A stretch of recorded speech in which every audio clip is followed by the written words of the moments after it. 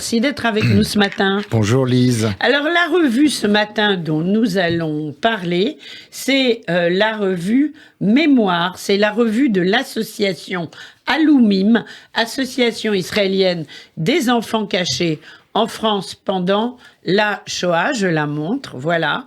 C'est une revue qui est en bilingue, hébreu et voilà, hébreu d'un côté, français de l'autre. Et cette revue, en fait, elle était présente dans le forum Génération Shoah auquel on a tous les deux participé.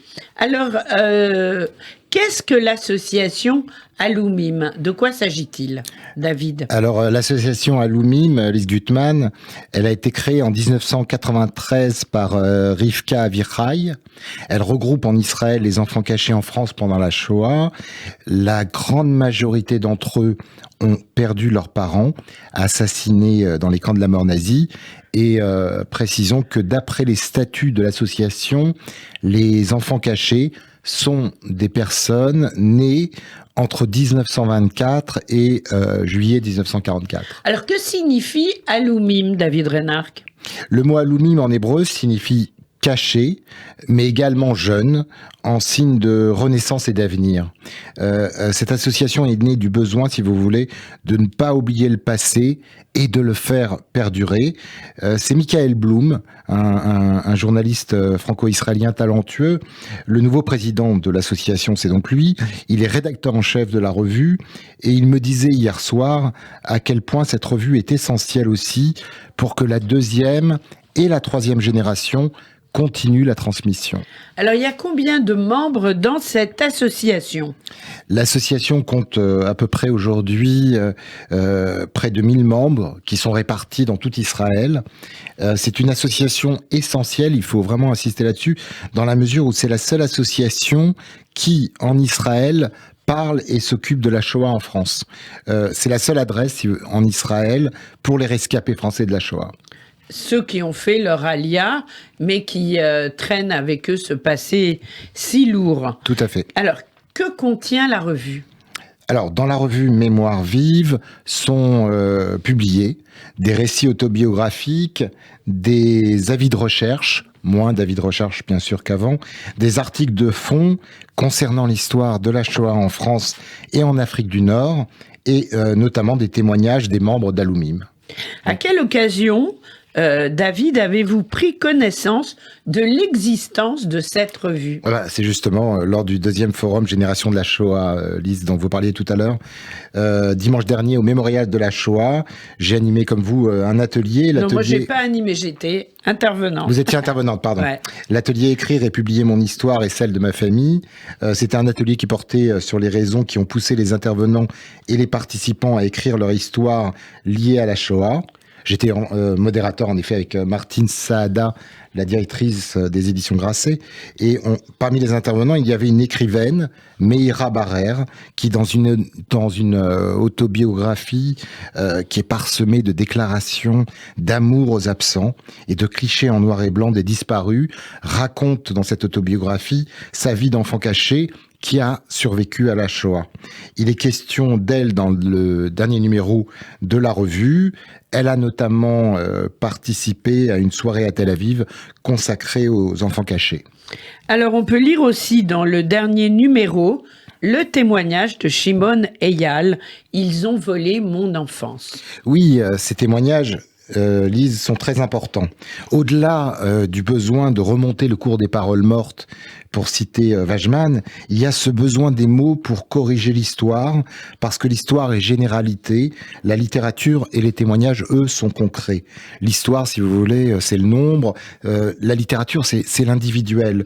L'histoire est sans passion, sans crime et sans regret du fait des nombres, et la littérature et les témoignages, là en l'occurrence, qu'on peut lire dans la revue Mémoire vive, corrigent l'indifférence des données historiques.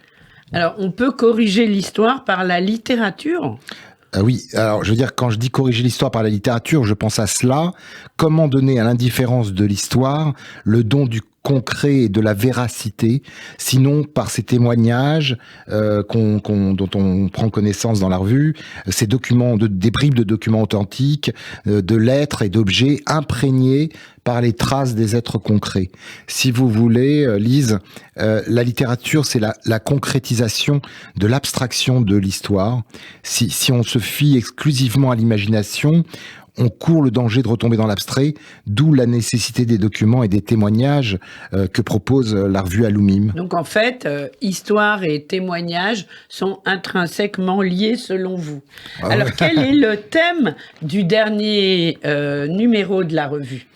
Le thème, c'est la lutte contre le négationnisme. Sans des revues comme Mémoire vive, la lutte pourrait d'ailleurs être perdue, car toujours l'oubli guette. Et on sait aujourd'hui, et ils en parlent dans la revue, l'importance des réseaux sociaux qui drainent un peu comme un vide ordure planétaire toutes les thèses négationnistes. On connaît des sites comme ceux de Dieudonné, Alain Soral, etc. Bien sûr. Svetan Todorov écrivait « La vie a perdu contre la mort, mais la mémoire gagne son combat contre le néant ». Alors la revue Alumim est attachée en fait à un vrai projet éducatif. Oui, en effet, un projet éducatif qui consiste à faire connaître dans les établissements scolaires israéliens le sort des Juifs de France, en France et en Afrique du Nord pendant la Shoah. Les élèves font un travail de recherche, participent à un concours annuel. Il y a plusieurs prix qui sont décernés en commun par Alumim et par Yad Vashem, qui sont financés grâce au soutien de la Fondation pour la mémoire de la Shoah en France et qui récompensent ces travaux de recherche et d'exposition scolaire. Donc la revue sert vraiment dans les écoles d'outils éducatifs. Il s'agit en fait d'amorcer la réflexion et de guider les élèves. Oui, témoigner. Enseigner aux générations futures le vécu des enfants cachés, les arrestations, les rafles, la déportation de leurs proches et le rôle important des Juifs de France grâce auquel une grande majorité de Juifs a réussi à survivre. Les membres de l'association s'efforcent de retrouver et honorer les justes parmi les nations qui les ont cachés et sauvés. Je me permets juste de faire une parenthèse pour citer Gabriel et Louise Ferrand qui avaient caché mon père pendant la guerre et à qui a été décernée la médaille des justes parmi les nations. Et grâce à quoi vous êtes là en fait. Voilà, faut quand même dire les choses. Oui, hein. c'est ça. Notre vie aujourd'hui tenait à peu de choses, si j'ose dire. Un diplôme donc d'honneur et une médaille on leur ont été remises, sur laquelle est gravée cette phrase du Talmud quiconque sauve une vie sauve l'univers tout entier. Bien sûr. Donc, si vous voulez, ces membres d'Alumim sont aux élèves auprès desquels ils témoignent un peu ce que la mémoire est à l'histoire. Donc c'est important, mais expliquez-nous.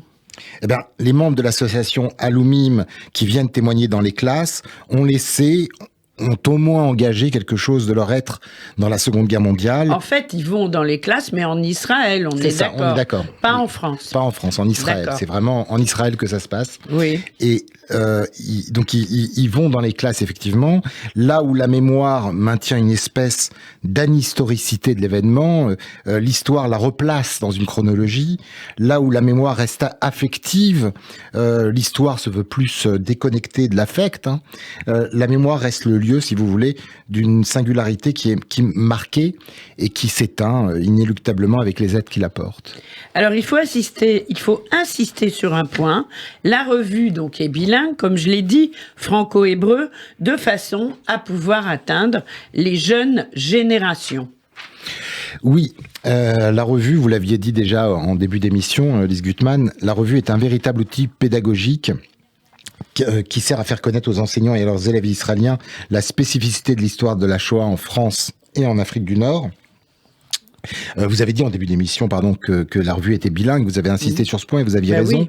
Parce qu'il s'agit d'encourager les élèves à prendre une part active aux recherches sur cette période de notre passé. Le temps passe, l'histoire accuse réception de la fugacité d'existence singulière et de la vie qu'elles emportent avec elles. Le fait que la revue soit moitié français, moitié hébreu, témoigne de cette volonté de transmettre au-delà et autrement ce que furent ces histoires. C'est ce que nous pourrions nommer passage à l'histoire, ce moment où la mémoire vivante et singulière qu'un groupe peut partager commence à s'éteindre. Alors, l'importance de cette revue réside dans le fait que l'enseignement de l'histoire de la Shoah en France ne fait pas partie du programme de l'éducation nationale en Israël. C'est ça, exactement, Lise. Alors, le projet d'Alumim est, en collaboration avec Yad Vashem, le seul, en effet, à traiter ce sujet. Ne comptons pas, hélas, sur la jeune génération en France pour transmettre quoi que ce soit, d'autant que la passion antisémite est toujours vivante. On ne peut pas quand même généraliser à ce point-là, je ne suis pas tout à fait d'accord. Mais bon, parce qu'il y a beaucoup, dans de nombreux lycées, dans tout l'Hexagone, collèges, lycées, il y a un travail important qui est fait autour de ce thème. On m'en a encore parlé hier, par exemple, les élèves d'Annemasse qui sont tous mobilisés pour la mémoire d'une grande résistante, et il va y avoir une cérémonie très prochainement. Il se passe en fait quand même beaucoup plus de choses qu'on ne l'imagine. Quand on peut, si je peux me permettre, parce que je suis un peu pessimiste, quand on peut enseigner la Shoah, quand on a cette possibilité. Oui, mais bon, on peut encore faire beaucoup de choses. Il y a des enseignants qui montent vraiment au créneau et on ne peut que leur rendre hommage. En tout cas, 3 générations ont suffi à voir qu'une mémoire commence à s'éteindre. Oui, ça c'est sûr. Le dernier numéro que vous avez entre les mains rappelle un sondage quand même qui date de 2021 qui révèle que 52% des citoyens britanniques ne savaient pas que 6 millions de juifs avaient été assassinés pendant la Shoah et que près de 10% nient la réalité de la Shoah, des chiffres qui se reproduisent dans d'autres pays européens. Et c'est vrai que aujourd'hui, il y a même des élèves qui ne savent même plus qu'il existait des siècles avant nous. Bien sûr. Donc encore moins le génocide juif. Oui. Ils en ont pas entendu parler beaucoup.